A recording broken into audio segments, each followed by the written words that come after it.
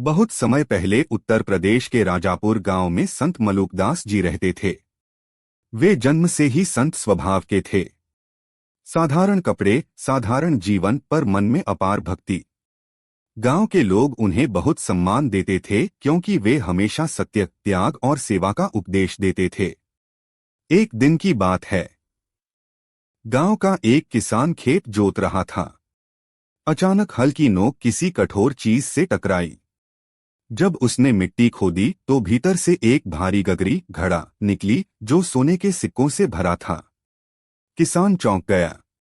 उसकी आंखों में लोभ चमक उठा। उसने सोचा, अब तो मैं अमीर हो जाऊंगा। मेरे बच्चे सुख से जिएंगे, खेत बढ़ेंगे, हवेली बनेगी।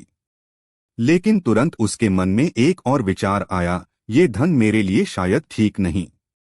ये तो संत मलुकदास जी जैसे महान संत को ही देना चाहिए। उनके हाथों में जाएगा तो सबके काम आएगा। वह दौड़ते हुए संत जी के पास पहुंचा। महाराज, देखिए, ये गगरी मुझे खेत में मिली है। आप इसे रख लीजिए।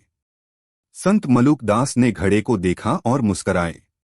उन्होंने गंभीर स्वर में कहा, भाई, ये सोना मेरे किसी काम का नहीं। असली धन तो संतोष और भक्ति है। यह सोना तुम्हें मोह में बांध देगा। लोभ से दुख पैदा होगा। किसान बोला, मगर महाराज, इतना सोना, इसका क्या करूं? संत ने उत्तर दिया, अगर रखना ही है तो इसे गांव के भले में लगाना।